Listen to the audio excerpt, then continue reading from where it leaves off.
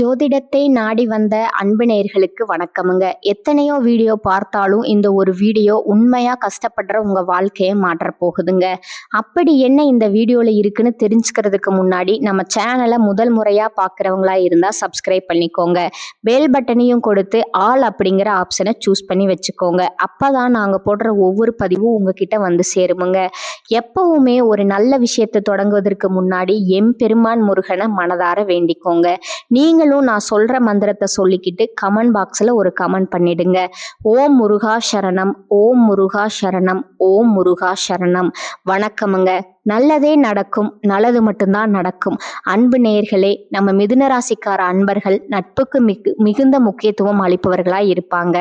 அதே நேரத்துல நண்பர்களுக்காக உயிரியே கொடுக்க தயங்காதவர்களா இருப்பாங்க. இவங்களை பொறுத்தவரை அடுத்தவர்கள் செய்ய முடியாதுன்னு ஒதுக்கி வைக்கிற காரியங்களை கூட அழகா திட்டம் தீட்டி முயற்சி பண்ணி அந்த காரியத்துல மிகுந்த வெற்றியை அடைந்து சாதிக்கிற சாமர்த்தியமானவர்களா இவங்க இருக்கிறாங்க.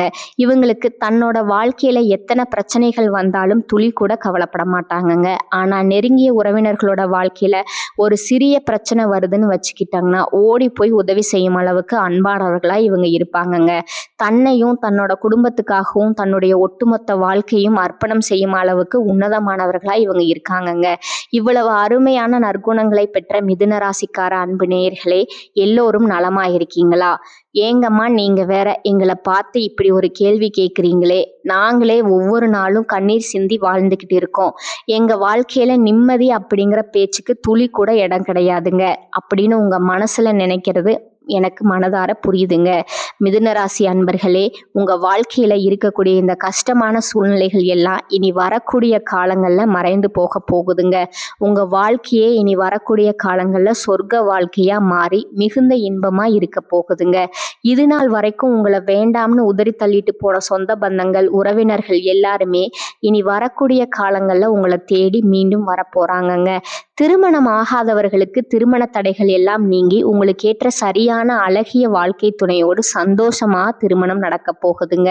குழந்தை பாக்கியம் இல்லாதவர்களுக்கு அழகிய குழந்தை பாக்கியம் கிடைக்க போகுதுங்க. பூர்வீக சொத்து ரீதியா இருந்த அனைத்து பிரச்சனைகளுக்கும் முழுமையான தீர்வு கிடைக்க போகுதுங்க. உங்களுக்கு வரவேண்டிய பூர்வீக சொத்துக்கள் உங்க கையில வந்து சேர்ந்து உங்களுக்கு மகிழ்ச்சியை தரப்போகுதுங்க. மிதுன ராசிக்கார அன்பு நேயர்களே, உங்களுக்கு இந்த காலகட்டம் மிகுந்த நல்ல பலன்கள் அதிர்ஷ்டங்கள் கிடைக்க போகுதுங்க.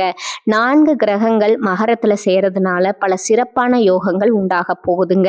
செவ்வாய் பகவான் உச்சம் பெறுவதனால சொத்து, பூமி, வீடு, அரசு பதவிகள், உயர் கௌரவமான அரசு வேலைகள் எல்லாம் உங்களுக்கு கிடைக்கிற வாய்ப்பு நிறைய இருக்குதுங்க. புதனும் சூரியனும் மகரத்துல இணைந்ததுனால பூதாதிய யோகம் உண்டாகுதுங்க.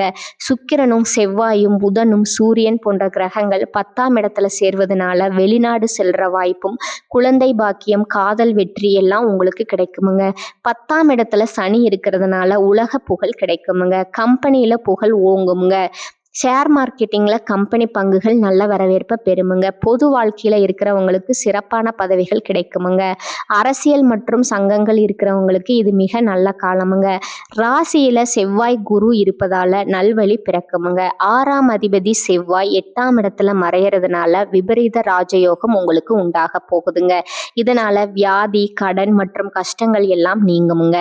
நீண்ட நாட்களா இருந்த கடன்கள் அடைபடுமுங்க. தீராத நோய்கள் எல்லாம் குணமாகுமுங்க. நல்ல மருத்துவரோட உதவி உங்களுக்கு கிடைக்குமுங்க.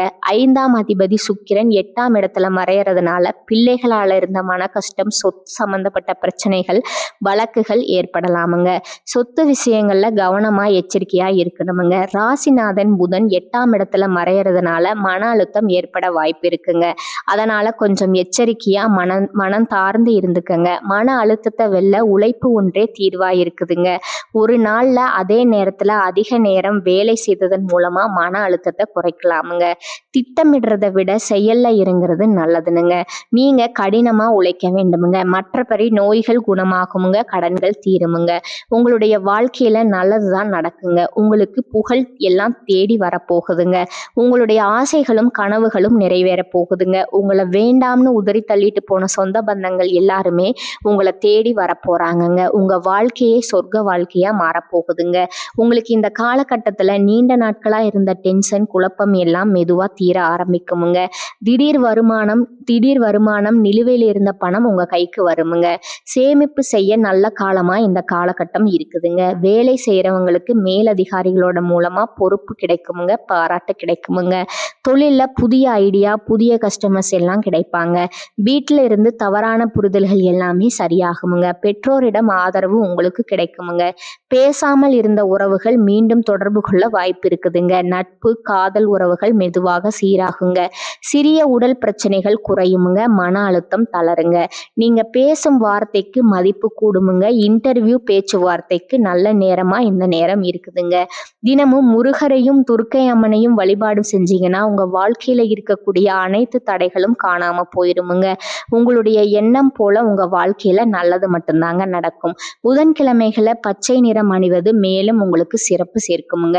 பசுமை தானம் அல்லது ஏழைகளுக்கு உணவு கொடுத்தா அதிர்ஷ்டம் உங்களுக்கு வருமுங்க. இந்த காலகட்டத்துல புதிய தொடக்கம், நம்பிக்கை வளர்ச்சி தரும் நல்ல காலகட்டமா அமைஞ்சிருக்குதுங்க. இந்த காலகட்டத்துல உங்களோட மன அழுத்தம் குறைய போகுதுங்க. தூக்கமின்மை, தலைவலி எல்லாம் சரியாக போகுதுங்க.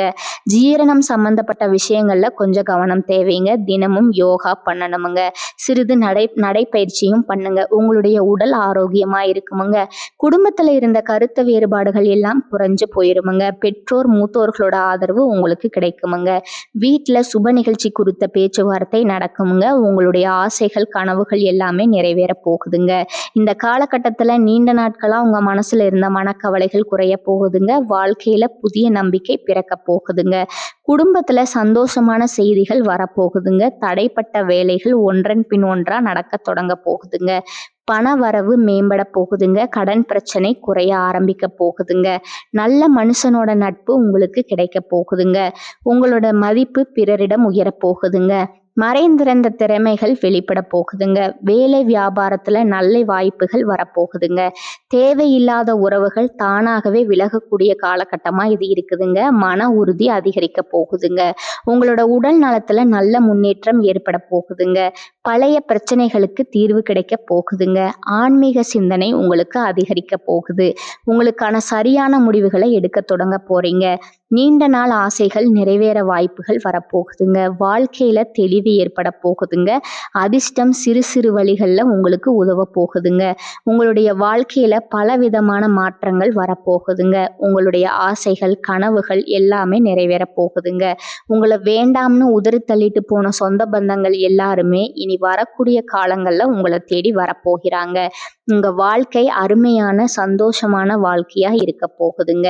நீங்க இந்த காலகட்டத்துல கவனமா இருக்க வேண்டிய விஷயங்கள் என்னன்னு பாக்குறாங்களா? அவசர முடிவுகளை தவிர்ப்பது நல்லதுங்க. கோபமா பேசாம சொற்களை கட்டுப்பாட்டோட பேசி பழகிக்கோங்க. பண விஷயங்கள்ல திடீர் செலவுகளை குறைக்கிறது நல்லதுங்க. கடன் கொடுத்தல் வாங்கல் கவனத்தோடு இருந்துக்கோங்க. தேவையில்லாத வாக்குவாதங்கள்ல நீங்க ஈடுபடாதீங்க. உறவுகள்ல தவறான புரிதல் வராம தெளிவா பேசுங்க. அது உங்களுக்கு நன்மையை தருமுங்க. உடல் நலத்தை அலட்சியம் செய்ய வேண்டாங்க. தூக்கம் குறைவா விடாதீங்க. பழைய பிரச்சனைகளை மீண்டும் கிளற வேண்டாமுங்க. ரகசிய விஷயங்களை யார்கிட்டையும் பகிர வேண்டாமுங்க. சமூக ஊடகங்கள்ல தேவையில்லாத பதிவுகளை தவிர்ப்பது நல்லதுங்க. உணவு பழக்கத்துல கட்டுப்பாடு அவசியமுங்க. நம்பிக்கை இல்லாதவர்களிடம் அதிகம் பழக வேண்டாமுங்க. கையெழுத்து ஒப்பந்தங்கள்ல கவனமா இருந்துக்கோங்க. வாக்குறுதிகளை எளிதா கொடுக்காதீங்க. மனதை காயப்படுத்தும் நினைவுகள்ல சிக்கி கொள்ளாதீங்க. பொறாமை ஒப்பீடுகளை தவிர்த்துடுங்க. பயணம் செய்யும் போது கூடுதல் கவனமா இருந்துக்கோங்க. பெற்றோர், மூத்தவர்களோட அறிவுரையை மதிச்சு நடக்கிறது உங்களுக்கு நன்மையை தருமுங்க.